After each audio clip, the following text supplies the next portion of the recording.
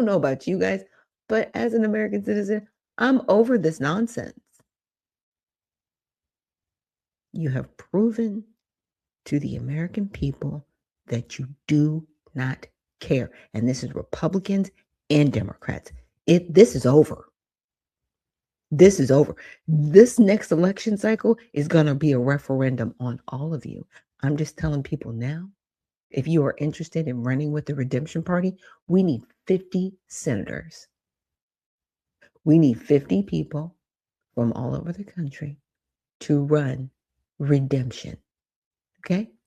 USARedemptionParty.com. I personally do all of the interviews and all the applications. And yes, you have to have an application to run with our party. You can't just go out there and say, oh, I'm running. No, you're not. We will disavow you in 2 seconds. And it'll be me because I'm the founder.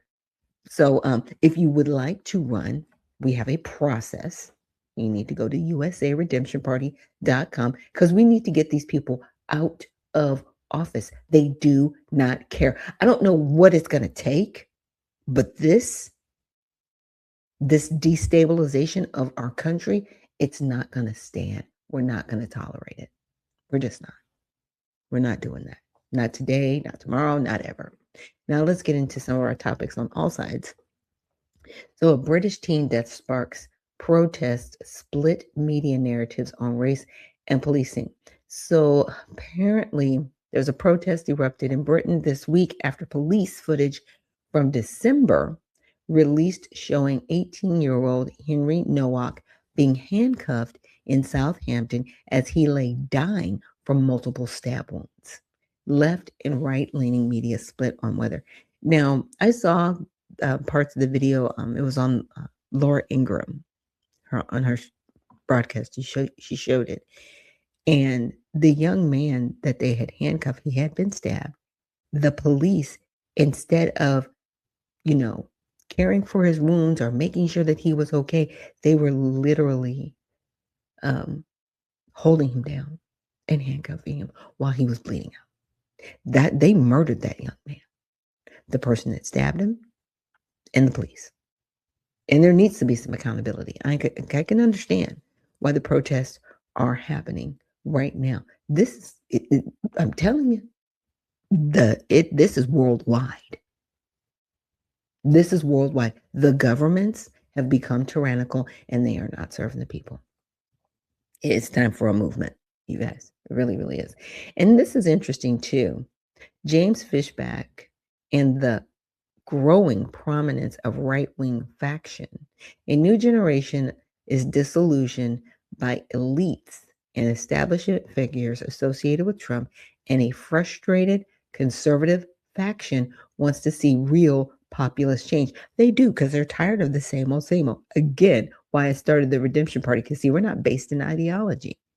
We have tenets to our party, which are fiscal responsibility, limiting federal government to empower local government, one community at a time, period. This is a movement, not a monument. And see, these other two parties have become monuments, and they are just basking in the glory of themselves with their ideologies that help no one. And now they become completely tyrannical. They have. And they are not serving the people under our republic as it stands. And it is going to stand. You're not going to tear a republic down. You're not. You will go first. Okay, we will move you out of office before we allow you to destroy this country. We're done with the nonsense. Now, why are people protesting Delaney Hall, and who is backing them? Yeah, there was a video with Nick Sortor, and he was walking through one of the tents. They had catered food. They had lasagna. Who has lasagna at a protest? I mean, we know. We already know who's backing a lot of this. And allegedly, I'll just say allegedly, a lot of this is backed by, of course, non-governmental organizations. Yes.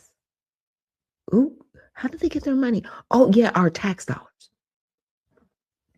And they'll claim education, and they'll claim that they are raising awareness. But this is where our tax dollars are going.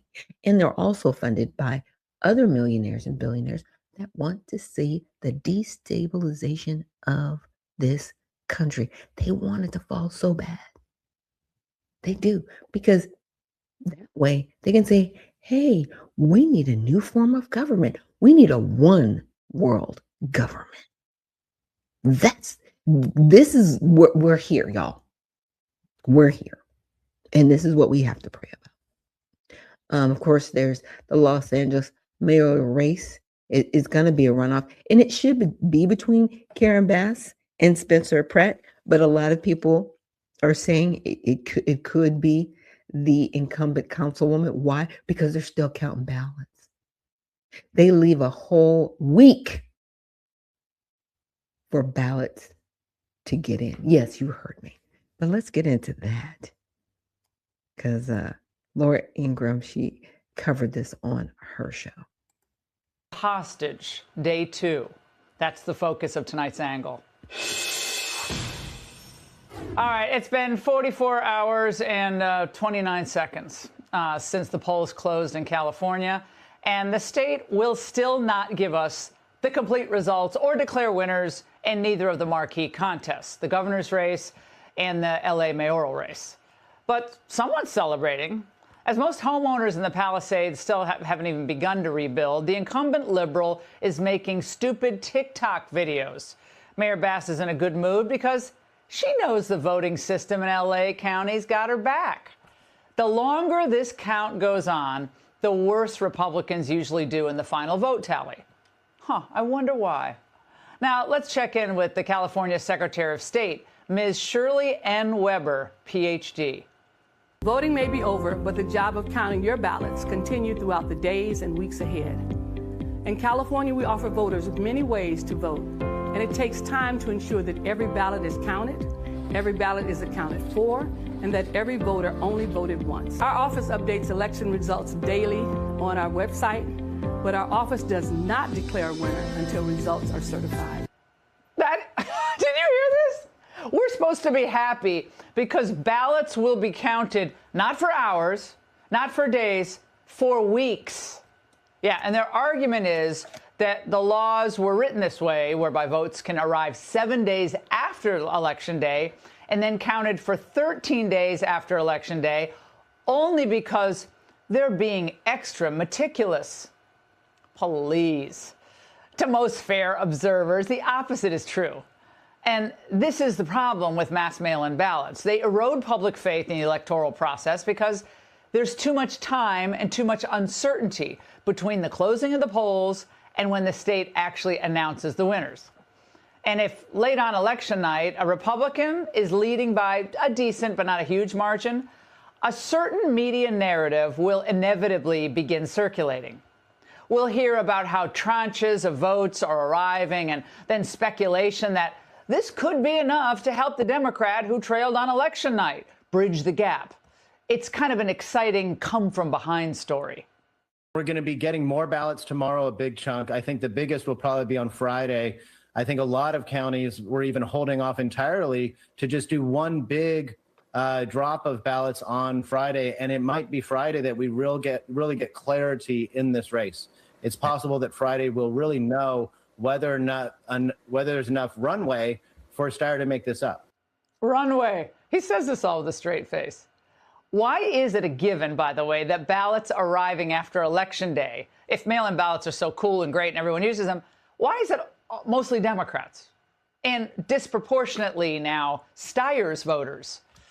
If he runs for president, Governor Newsom will have to defend this purposely convoluted system before a nationwide audience. Can't wait to see that.